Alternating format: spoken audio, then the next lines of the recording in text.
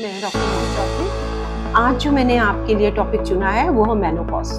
Menopause का मतलब होता है पूर्ण रूप से मेंसेस का रुक जाना। ये एक जिंदगी का पड़ाव है, जैसे मेंसेस स्टार्ट होते हैं वैसे खत्म भी होते हैं। पूर्ण रूप कहने का मेरा ये मतलब है कि अगर मेंसेस पूरे 12 महीने या 1 साल के लिए नहीं आते तो हम उसको मेनोपॉज कहते हैं। बहुत से पेशेंट ऐसे आते हैं जिनको 3 मंथ्स मेंसेस नहीं आए या 4 मंथ मेंसेस नहीं आए, तो ये मन में सोच के बैठ जाती हैं कि अब हमारे मेंसेस रुक गए। इसीलिए अगर कंप्लीट 1 ईयर हो जाता है उसमें आपको मेंसेस नहीं आते, तब हम उसको मानते हैं कि वो मेनोपॉज है। 2-3 चीज में हम इसे कंसीडर करेंगे कि सबसे पहले कि आपकी जो नॉर्मल एज है वो किस में रुकती है। 40 ईयर्स से लेके 50 ईयर्स तक या 50 से 52 ईयर्स तक ट्रांजिट पीरियड होता है जिसमें मेंसेस रुक जाते हैं, वो एज है। अगर 40 से 52 तक किसी वक्त भी रुक सकते हैं। अगर 40 उम्र से या 40 की उम्र से पहले रुकते हैं तो उसकी कोई बीमारी भी हो सकती है या और कुछ जैसे हिस्टेरेक्टमीज हो गई, वो एक वजह हो सकती है।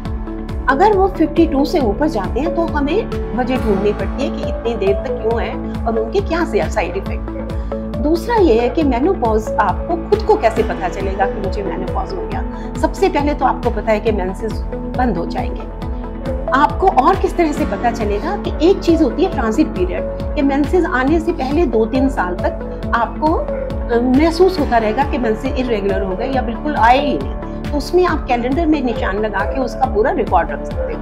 जो बहुत इंपॉर्टेंट एक वजह जिससे पता चल सकता है कि आपको है, वो है स्वेटिंग, एक्सेसिव स्वेटिंग का होना, या जिसको तरेलियां हम लोकल लैंग्वेज में बोलते हैं। उसमें पेशेंट को बहुत ज्यादा स्वेटिंग होगी और रात के टाइम तो खाली बेड भी गीला हो जाएगा, इतनी स्वेटिंग होगी। तो इसको वैसोमोटर सिम्टम्स कहते हैं, जिसका बहुत अच्छी तरह से इलाज होता है। तीसरा होता है पेशेंट में एंजाइटी हो जाना, मूड स्विंग्स होना, डिप्रेशन हो जाना, नींद का आना, हड्डियों का वीक हो जाना, आई साइट की कमजोरी हो जाना और वेट गेन हो जाना, इजीली वेट बढ़ जाना, फैट सेल्स का काम वो करना और ऑस्टियोपोरोसिस या बोन्स के अंदर वीकनेस का, बोन का गलना, ये सब हो जाता है। और वेजाइनल ड्राइनेस हो जाती है और कॉन्टैक्ट्स या इंटीमेसी में भी पेन हो सकती है या डिस्कम्फर्ट हो सकता है।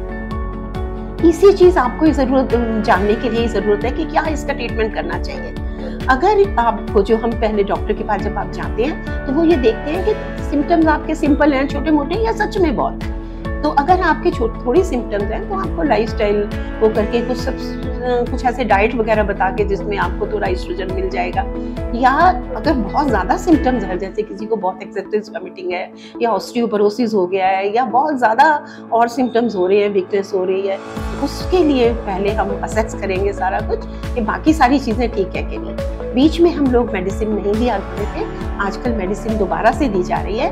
पर आप जो आपके फैमिली डॉक्टर आप उनसे मिले और इसके बारे में जाने, डरे नहीं। मेनोपॉज एक कंडीशन है, हर एक के साथ होनी है और थोड़े बहुत सिम्टम होते भी हैं तो उसमें कोई टेंशन की बात नहीं है। आप अपना ख्याल रखिए। किसी किस्म की क्वेरीज हो या इसके बारे में और जानना चाहें तो आप अपने डॉक्टर से मिलें या हमें फॉलो करें। Thank you so much. Look after yourself.